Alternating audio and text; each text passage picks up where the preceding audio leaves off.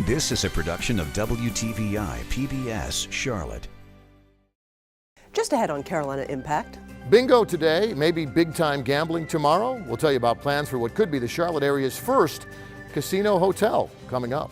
Plus, we learn about the incredible community contributions of one well-known businessman credited for helping to shape our region. And an artist turns old typewriter parts into sculptures. Don't go anywhere. Carolina Impact starts right now. WTVI PBS Charlotte presents Carolina Impact, covering the issues, people, and places that impact you. This is Carolina Impact. Funding for Carolina Impact is provided by the members of WTVI PBS Charlotte and by the Philip L. Van Every Foundation is pleased to support our region's arts organizations and artists with profiles and feature stories on Carolina Impact.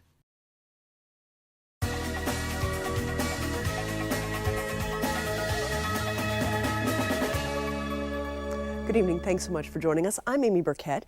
It seems we hear of new industry coming to the Charlotte region each and every day, and usually people are pretty excited about the prospect of new jobs. The Catawba Nation may be best known for Indian bingo in South Carolina. It wants to bring full casino gambling here to North Carolina. Now, they're promising jobs and growth and tourism, but first they need the okay from Washington, D.C. And the Catawbas are fighting some tough opposition from churches, neighbors, and even a rival Indian tribe. Carolina Impact's Jeff Saunier is in Rock Hill with an in-depth report. Jeff, why did the Catawbas get into this in the first place? Well, Amy, in a word, I guess the motivation is money. You know, the Catawbas, they already have this high-stakes bingo hall here in Rock Hill. Not exactly the Bellagio, but when all these seats are filled, all the playing customers are also paying customers. Well, let's see, in February I won $35,000 on a jackpot. Those are all hundreds that you see there. It was a lot of fun. We went home and literally threw the money up in the air and played with it in the floor. And just like these bingo players, the Catawbas are also looking for more money and bigger jackpots, which is why the tribe is betting its future not just on bingo, look at that, but also big-time casino gambling. Money does a lot of talking, and I hate to say that out loud, but it does. Catawba Nation Chief Bill Harris is doing the talking now about plans for the Carolinas' largest resort hotel with 1,500 rooms, twice the size of Charlotte's biggest hotel, and the gambling casino he says will make the Catawba Nation a destination. You're looking at an $800 million project, construction to completion. You're looking at, in the beginning, 5,000 construction jobs.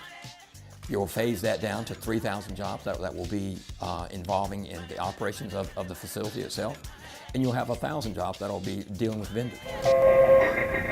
If this moves forward and everybody embraces it, then it's a win-win-win. Not only do we win, the community wins, the state wins. The next case for hearing is the Catawba Indian Nation versus the state of South Carolina. But when the South Carolina court said no, you can't build your casino here on the Catawba Reservation in Rock Hill, the Catawbas went all in on a second casino hotel site. 5 miles from the state line in Cleveland County, North Carolina, right off I-85, and a 25-minute drive from the Charlotte Airport. We're looking not only for the resort to develop here, but we're looking for other economic opportunities here for shopping malls, restaurants, other hotels to develop in close proximity to this facility. And there's plenty of vacant land out here for that to happen on. Business recruiter and former county manager David Deere calls the casino project a game changer for this area of Cleveland County, still searching for its economic future. I need a dollar, that's what I need. And a life changer for anybody in Cleveland County still searching for a job. And if I share with you my story, would you share your dollar with me? Well, they've been gambling since the time Jesus was around. So I don't think they're gonna stop the gambling part, but everybody's gotta work. You gotta eat, you gotta pay your bills. I mean, basically, you got to have a job. And with the economy today, with the prices of everything, if you don't have a job, you ain't gonna make it nowhere, no how. They'll be a huge job creator, and that's the thing that makes us work even harder to try to make it happen. In fact, what local supporters of Vegas-style gambling believe now is a slightly different version of the old slogan, what happens in Vegas stays in Vegas. So what happened in Cherokee, you'd hope would happen here in Cleveland County. We think we can replicate that very easily and probably on a larger scale than what's happened up there.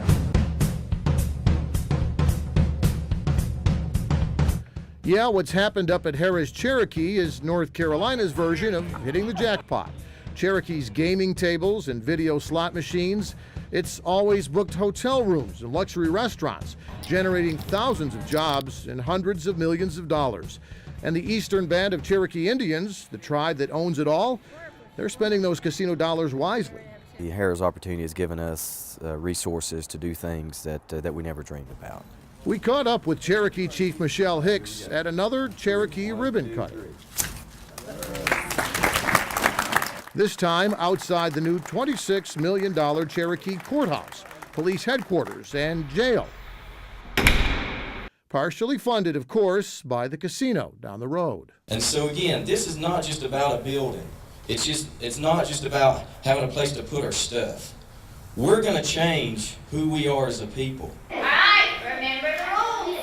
The changes in Cherokee education are even more striking, starting with this $130 million Cherokee school, newer and nicer than most expensive private schools, all free for tribe members. That's one of the priorities of our tribe, is to educate our members, and we're doing that by providing them with such a fantastic facility, and it would not have been possible without gaming revenue. That gaming revenue, by the way, pays all the teachers' salaries too, and fully funds their retirement plan. It provides all these construction jobs for workers building Cherokee's new $75 million hospital. Another project paid in full, not by tax dollars, but by casino dollars spent by casino customers, who also spend at the downtown Cherokee tourist shops. We've noticed since it opened, the last 15 years, we've noticed a steady off-season, busier time. The shop owners welcoming that casino business with open arms and open cash registers. We have a lot of people that, like their spouses are gambling, they're not, they're shopping.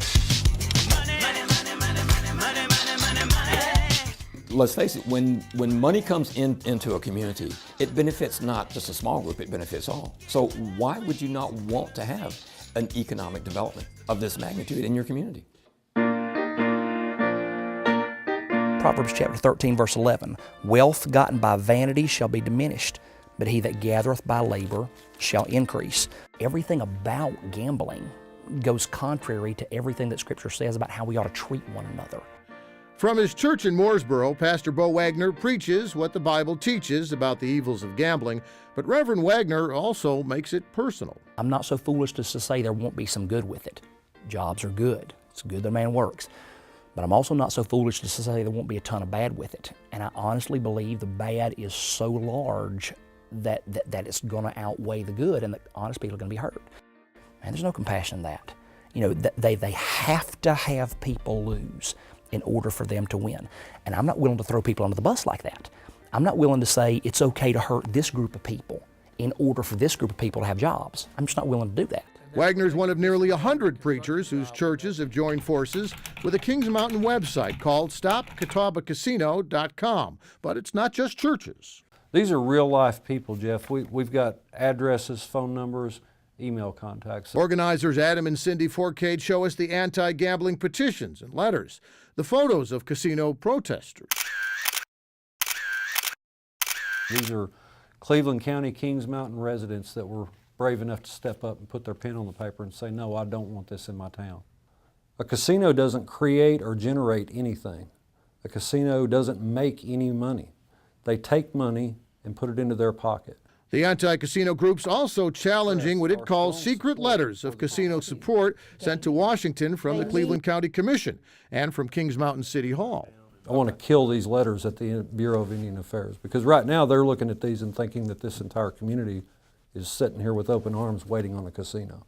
And they need to know that's not the truth. But we found the one person fighting hardest against casino gambling in Cleveland County may also be North Carolina's strongest gambling supporter. Oh, is that right? Yep, we're back in Cherokee with Chief Hicks again, who's talking publicly now for the first time about his casino versus competition from a newer, bigger Catawba casino closer to Charlotte. Do you think the Catawba plans threaten what you have here in Cherokee? Do I think they threaten us? You know what? Catawba is a fairly recognized tribe. They have the legal right to have gaming, but they're recognized in South Carolina. And you don't think they have the right to expand in North Carolina? We feel that you know the site that they are proposing is part of the Cherokee's Aboriginal territory, and so we take strong issue with that. I have not had the Cherokee leadership walk up to me and say, you know, we are in opposition to you. What I do have is a letter that they have submitted to the Department of Interior saying, you know, that they are opposed to Catawba. Money, money, money, money, money. And then, of course, there's the money again. For the Cherokees, cash from its casino equals clout and political power in Raleigh and in Washington, where the casino decisions are made. We will always be concerned about any kind of competition. Where now it's chief versus chief, tribe versus tribe. All we wish to do is to do what Cherokee has already done. And maybe soon, casino versus casino. Which is exactly what these bingo players in Rock Hill are hoping for. And while that lobbying goes on, both for the casino and against the casino, not a hint from Washington about when their decision will come or what that decision will be. Too bad they're not laying odds or taking bets on that, Amy. Thanks so much, Jeff. We appreciate all your information in that in-depth report. Well, joining me now is Dr. Stephen Appold, Senior Research Associate at the Kenan Institute with the UNC Kenan-Flagler Business School. Dr. Appold, thanks so much for driving all the way in from the UNC area. No problem. Glad to do it. We appreciate it. Now, you've been studying this situation for a while. Help us understand, what are some of your takeaways as you look at the possibility of another Indian casino coming into North Carolina? Well, the first one I wonder about is spoiling the market for both of them. All right, the Cherokee Casino has been tremendously successful as a business and as an economic development tool in the Jackson-Swain County region.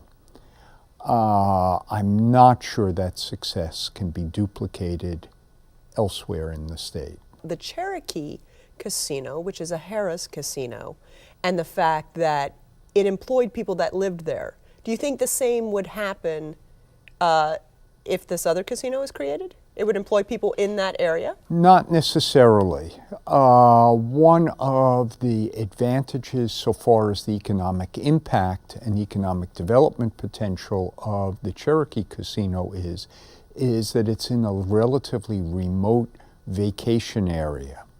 What often happens with economic development projects that are close to major metropolitan areas is that the impact flows out because a large portion of the labor force lives and is drawn from, say in this case, Charlotte or Rock Hill, or possibly even the Greenville-Spartanburg area.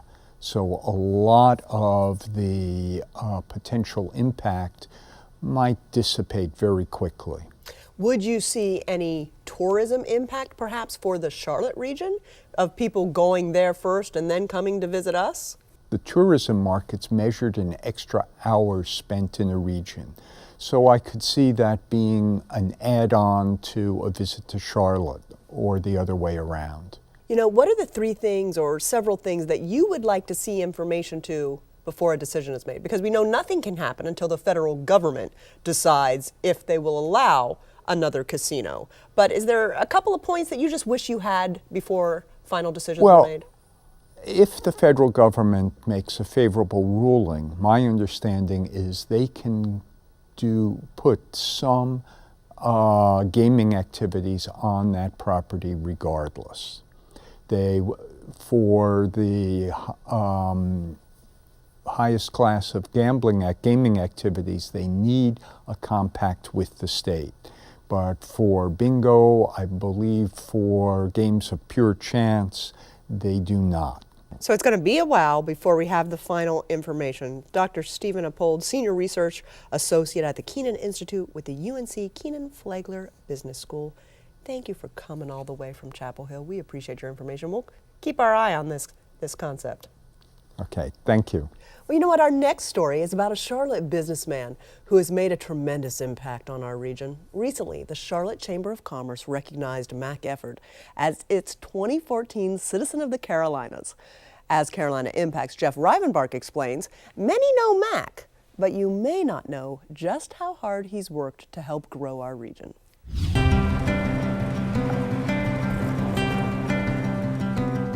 Family, faith, and community are the things Mac Efford is passionate about, but he enjoys time out on the golf course. If you truly want to be a great golfer, it's all about focus, discipline.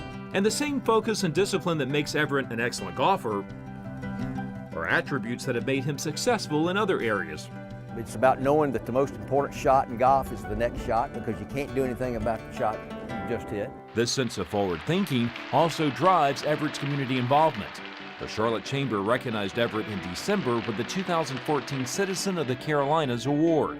He keeps the big picture in mind, but at the same time always allows everyone's individual issues to be on the table, heard, and brought together. Any committee that I've been privileged to serve with him on, he always wanted to make sure that it was inclusive. He wanted to make sure that the room didn't all look like him and that it was a diverse group. And he was just, not just for the sake of diversity, but for the sake of being totally involved with the community. One of his greatest strengths is his ability to mentor others. As I've worked with him, like on the Wells Fargo Championship, he's always pushing others out front to see, be seen, receive, understand, and learn. Without Mac Efford, a lot of the great things that have happened in Charlotte during the last 25 years wouldn't have happened at all. He took heat for the arena. He saw the visionary need for a new arena right in the downtown area. And many years later, we're seeing the tremendous impact of the light rail line, the arena, our whole transportation infrastructure, and the United Way has got its name back again. One of the greatest endeavors Everett has championed is starting up the football program at UNC Charlotte. I'll never forget the day that he called me and said, "I want to have lunch at the City Club.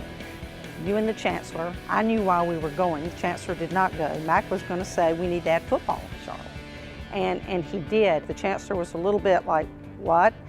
We can't afford to do this." And Mac said, "We'll never be able to truly afford to do it if we wait 20 years. With seating for 15,000, the 49ers football program took the field for the first time in the inaugural 2013 season. Mac played an instrumental role in that, and therefore we recognized him by naming a street after him. Mac is a visionary. He's great at looking forward and understanding how to solve a problem. And Steele Dewey should know, he and Everett have been best friends for years. When he sees something that makes sense and seems to be a better way to do things, he's the first one to say, "Okay, what's the next step?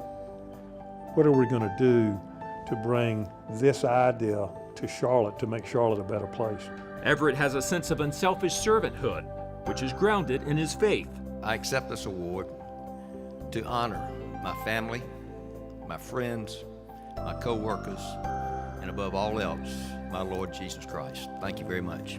He wants to treat everybody like he wants to be treated. And I know that is a direct reflection of what the Bible says. When you do it to the least of my little ones, you've done it also unto me. And I've never known anybody to be too small for Mac to talk to. Everett's community involvement includes helping those with the greatest need, as well as organizing infrastructure development to spur growth and job creation. And what is good for Charlotte and improving the quality of life for everybody in Charlotte, not just a certain segment of it, is what Mac Efford is all about. Sports commentator Jim Nance was born here, and during the last 50 years or more, he's witnessed Charlotte evolve into a modern city. It shines, it sparkles. How do you get there? It doesn't just You know, these places, they don't build themselves. They get there by an infrastructure of leaders. And while Everett recharges his batteries out here, he's always thinking about his next adventure. Whereas the really good golfers will be focused on one thing, that's the next shot they're going to hit. My mind's going in about 100 different directions. Even though he enjoys time out here, he's determined to do what he can to make the Charlotte community a thriving place for everyone. For Carolina Impact, I'm Jeff Rivenbark reporting. Thanks so much, Jeff. Okay, I am about to show my age here. Do you remember when every office had a typewriter, or several? Recently, we met a Rock Hill, South Carolina artist who specializes in sculptures created from, get this, discarded IBM typewriters. Brian Rumping's artwork uses what's known as cold assembly, which simply means there's no welding or soldering involved. Senior producer Rick Fitz helps us get to know the man and his art.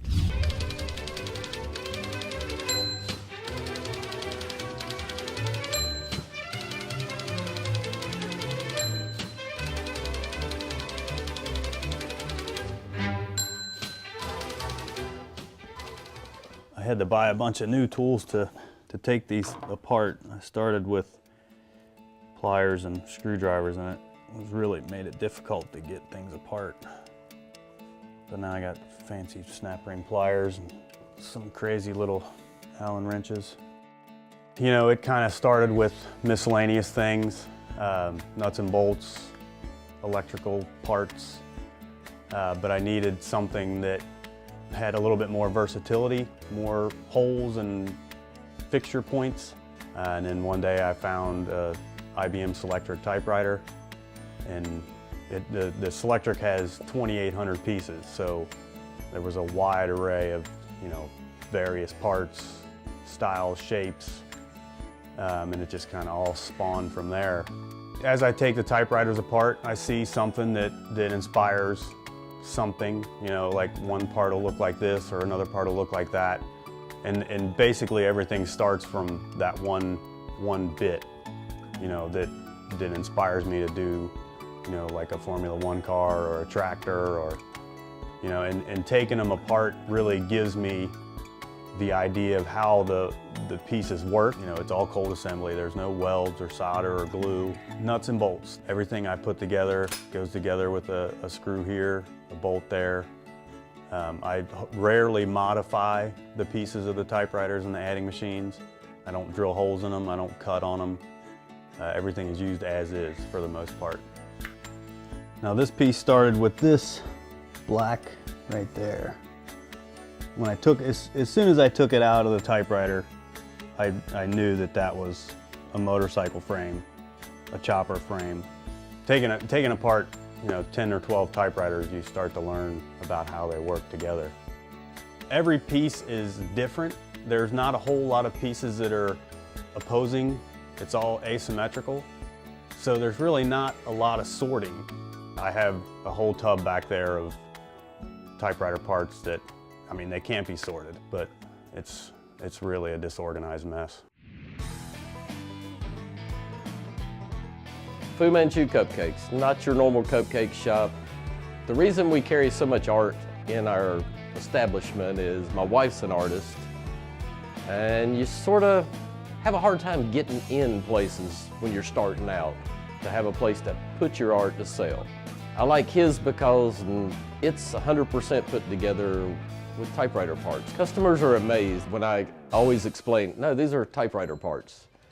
Typically, I start taking the typewriters apart and I have an idea of what I'm going to make sometimes, but other times, you know, a certain piece will inspire me, because every time I make something, I get another idea of how one part will work with another. So it's an evolving thing with me, because when I started with the typewriters, everything was really basic and simple. And now they're getting more involved, and I'm making, you know, fingers and hands and feet with the little tiny bits that I never really did before, because I'm starting to realize how I can make those pieces work together. I've always loved art because it was something that I could do for me, that there was no boundaries.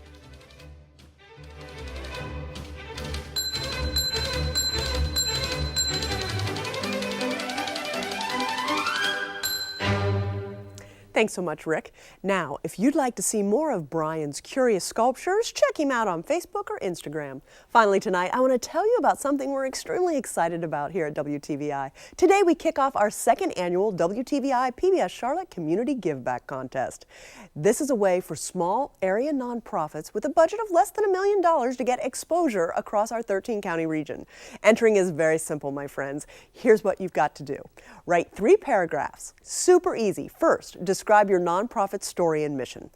We want to know who you help and how. Second, tell us how many people your organization serves and what your budget is. Finally, share with us how $10,000 in free television exposure on PBS Charlotte would advance your cause.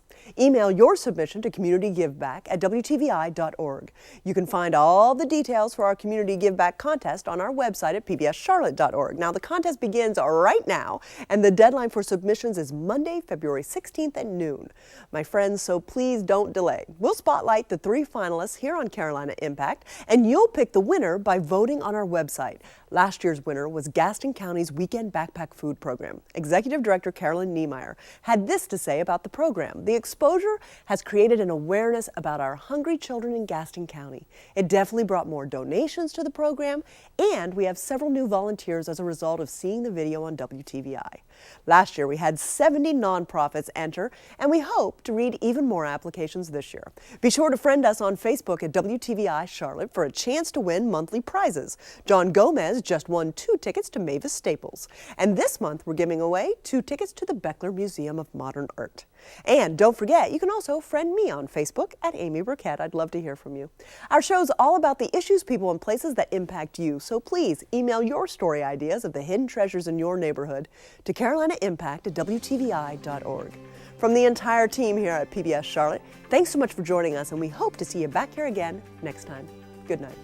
Funding for Carolina Impact is provided by the members of WTVI PBS Charlotte and by the Philip L. Van Every Foundation is pleased to support our region's arts organizations and artists with profiles and feature stories on Carolina Impact.